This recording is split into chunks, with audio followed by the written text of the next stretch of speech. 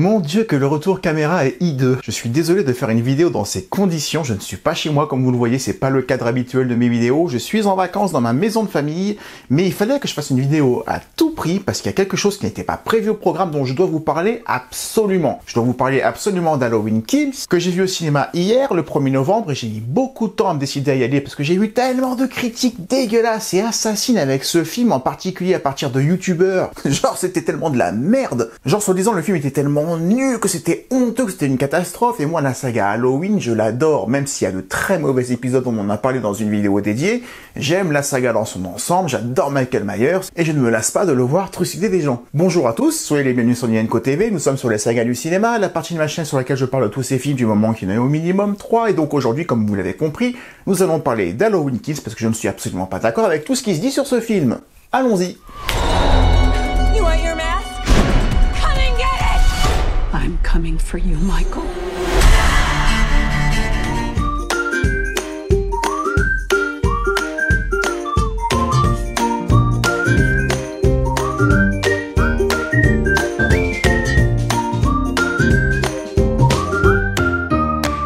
Halloween et moi, c'est une histoire qui remonte à plus de 25 ans. Et c'est pas facile de dire dans sa vie que c'est une histoire qui remonte à 25 années que j'ai vraiment vécu.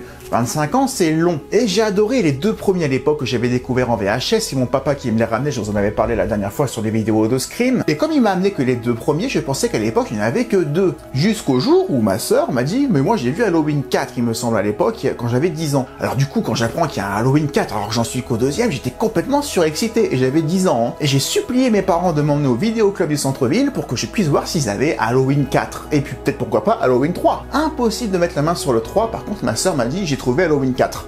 J'étais tout fou.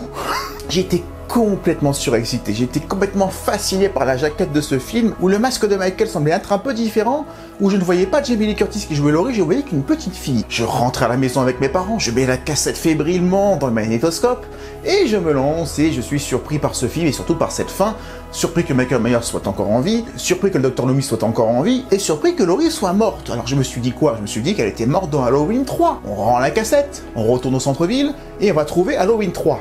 On ne le trouve toujours pas, par contre on a trouvé Halloween 5. Complètement surexcité, je prends la cassette, je remonte chez moi, je la mets dans mon magnétoscope, et là, c'était un peu bizarre, on a déjà parlé d'Halloween 5. Reste qu'il n'y avait pas d'Halloween 6, c'était sûr. Du coup, qu'est-ce qu'on fait? On va rendre la cassette, et cette fois-ci, il faut trouver Halloween 3. Halloween pour moi était fini, sur une véritable impasse scénaristique, jusqu'à ce que dans la cour de récré au collège, je devais avoir plutôt 12-13 ans maintenant, en 95, il me montre un magazine dans lequel il y a écrit Halloween 6, la malédiction de Michael Myers.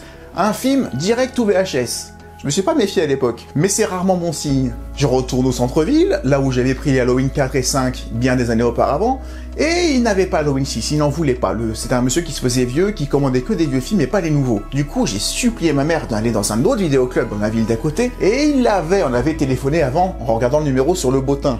Vous savez, Bref. Les plus vieux comprendront. Je suis rentré chez moi, j'ai mis fébrilement Halloween 6 dans le magnétoscope et j'ai rien compris comme vous le savez. Et puis Halloween 6 c'était fini. Et après est arrivé Halloween 20 ans après. J'avais enfin l'âge d'aller au cinéma pour voir ce genre de film. Du coup, Halloween 20 ans après, c'était le premier Halloween que j'ai vu au cinéma. Avec mes copains. Pourquoi je dis tout ça? Parce que voir un Halloween pour moi, c'est un vrai privilège. C'est pas quelque chose qui est forcément très rare, mais il n'y en a pas non plus tous les ans. Il y en a eu 12, je crois, en 40 ans, en 43 ans maintenant, et pour la moitié d'entre eux, j'étais trop petit pour les voir au cinéma. Donc dès qu'il y en a un qui sort au cinéma, j'y vais. Qu'on dise du bien ou qu'on dise du mal du film, j'y vais quand même. Et j'en arrive à ma transition, qui était un petit peu longue, mais j'en suis désolé, mais je n'ai pas beaucoup aimé le Halloween 2018. Et ça mérite de faire une deuxième introduction, à savoir le déclin de la saga Terminator, dont je reparlerai bientôt parce que la vidéo que j'ai fait sur le sujet à mes tout débuts est absolument atroce à suivre. Terminator 1, film culte. Terminator 2, super film culte. Terminator 3, c'était beaucoup moins ça. Terminator 4, très maladroit même s'il y a des bonnes choses. Et arrive Genesis. Genesis, soi-disant adoubé par James Cameron, lui-même, le créateur de Terminator, alors que c'est un film qui est pas forcément génial. Il va dire, ouais mais en fait c'était pas vraiment un bon film, moi je vais produire la vraie suite à mon Terminator 2. Terminator Dark Fate. Comme j'ai quand même pas mal de crédit à donner à James Cameron, je me dis allez, je vais y aller. Sauf que Dark Fate, c'est comme Halloween 2018. Ça efface toutes les suites, ou presque, pour reprendre là où c'était le mieux, sauf qu'ils se contentent de reprendre ce qui se passait dans les films qu'ils ont supprimés. Ça s'appelle un peu du troll, parce que Terminator Dark Fate, c'est quoi? Ça s'inspire de Terminator 3, avec ce robot qui est à la fois métallique et en métal liquide, ça s'inspire à la fois du 4, avec ce cyborg à la fois humain et moitié cyborg, et ça s'inspire du 5, avec ce Terminator vieillissant, comme Papy dans Terminator Genesis. Donc quand tu me sors un Dark Fate, qui est en fait une synthèse des 3 épisodes que tu as supprimés, c'est du vrai foutage de gueule au public. Et je n'ai plus confiance en James Cameron, je vous le dis, même s'il n'a pas mis les mains une seule fois dans le cambouis de ce film, je ne lui donne plus aucun crédit, avec son Avatar 2 peut bien aller se faire Et donc Halloween 2018, pour moi, c'était la même chose. John Carpenter est dans le coup, il fait la musique, il adoube ce projet de David Gordon Green, sauf que Halloween 2018 reprend le scénario d'Halloween 20 ans après, avec un petit peu d'Halloween 2 et un petit peu d'Halloween 4. Mais pour en faire quoi au final? Parce que Halloween version 2018, ce sont des meurtres pas très bien élaborés, des personnages très chiants et pas attachants à part Laurie, et une fin où Michael Myers se fait piéger au bout de 40 ans,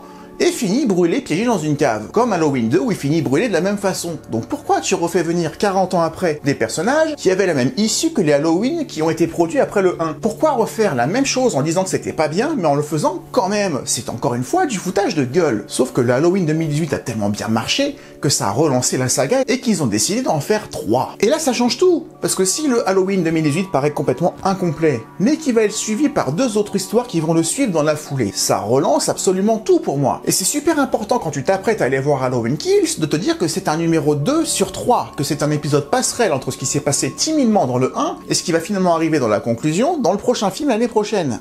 Le numéro 2, c'est une jointure, c'est une passerelle, donc on ne peut pas en attendre une fin irrémédiable, on sait forcément qu'on va s'arrêter sur un cliffhanger ou quelque chose qui va beaucoup te frustrer. Tu le sais, c'est comme quand tu vas voir le labyrinthe numéro 2, tu sais qu'il y a le 3e. Si on te l'annonce avant que c'est une trilogie, ne te plains pas que le numéro 2 n'est pas fini. C'est pas comme à l'époque où tu allais voir Retour vers le futur 2, en te disant que c'était le chapitre final et que tu découvres qu'il y en a un 3e qu'à la fin du film. Là, tu peux être frustré. Mais quand tu vas voir Halloween Kills, le film s'appelle Halloween Kills, donc ça parle de quoi? Ça parle de tuerie. Et que tu sais qu'il y a Halloween Ends, c'est forcément dans Halloween Ends qu'il y aura la fin. Allô?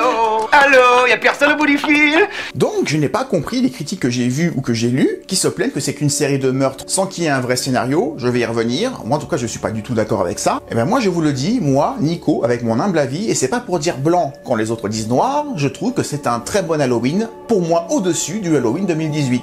Pour moi, au-dessus d'Halloween 5, au-dessus d'Halloween 6, au-dessus d'Halloween Résurrection, et au-dessus des remakes de Rob Zombie qui sont pas des mauvais films, mais dont j'apprécie pas l'ambiance hippie dégueulasse. C'est pas mon truc, c'est pas mon monde. Donc pour moi, le Halloween Kills, il est dans la bonne fourchette, dans la bonne tranche des bons épisodes d'Halloween. Pour moi, c'est peut-être même le plus grand des slashers qu'on ait jamais tourné. Slasher au sens primaire du terme, à savoir un mec increvable qui va tuer des gens. Je n'ai jamais vu autant de victimes que dans ce film, en tout cas dans un seul film, à tel point que Michael Myers a des faux airs de Jason Voorhees à certains moments, tant il est brutal, plus brutal que jamais, les meurtres ils sont vraiment à la fois géniaux et flippants. J'y suis allé avec mes 2 nièces, une de 13 ans qui a passé la séance les mains sur les yeux comme ça, désolé Olivia si je t'ai terrorisé avec ce film, et ma grande nièce qui a 18 ans, qui a passé la séance à faire des bonds sur son fauteuil. Et toute la salle était à fond dedans. Et puis au bout d'un moment, avec tant de brutalité et tant de mise en scène dans les meurtres, tout le monde s'est dit « Mais putain, c'est un psychopathe ce mec !»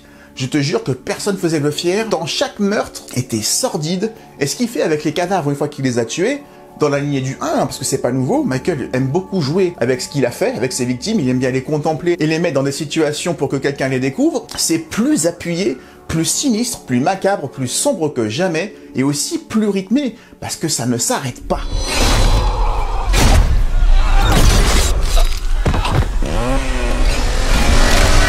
C'est un slasher après tout les gars, un slasher c'est le but. Mis à part Scream qui a pas mal rebattu les cartes, un vrai slasher de base, c'est un mec qui traverse une zone pendant un moment donné et qui va tuer tout ce qu'il croise. C'est rien de plus que ça un slasher. Alors évidemment, si tu as des personnages intéressants, si tu te soucies de leur sort, tu es encore un petit peu plus stressé. Est-ce que c'est vraiment le cas ?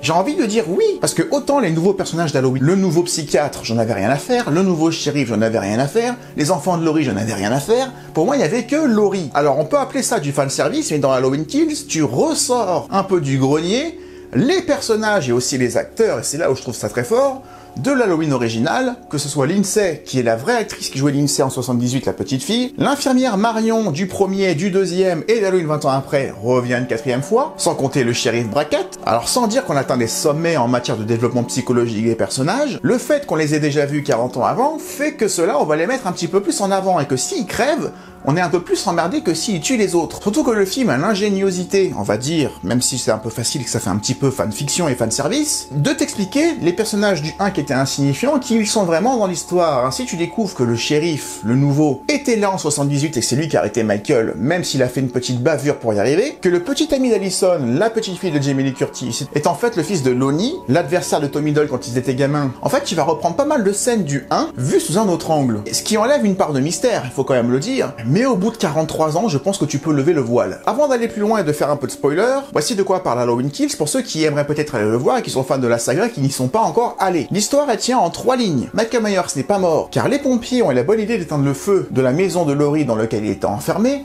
et ils trucident tous les pompiers sur place. C'est une vraie boucherie dès le début. Ce qui fait que l'espèce de comité d'intervention de Michael Myers qui existe dans Haddonfield, parce qu'on apprend du coup que Laurie a aussi bien éduqué Tommy Doyle et Lindsay, les 2 enfants qu'elle gardait ce soir-là, qui sont devenus des espèces de guerriers et leaders d'une rébellion qui est là, une espèce de milice anti-Myers, comme dans Halloween 4 d'ailleurs, sauf que c'est juste à peine abordé dans Halloween 4, et là ça va être l'enjeu central du film, à savoir une foule, une ville déchaînée, prête entièrement à recevoir leurs boogeymen, qu'ils n'ont pas oublié au bout de 40 ans, et décidé de se faire justice eux-mêmes, sans la police, avec tout ce qu'ils vont trouver sous la main.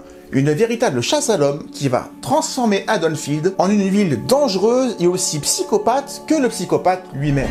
Michael Myers is flesh and blood. But a man couldn't have survived that fire.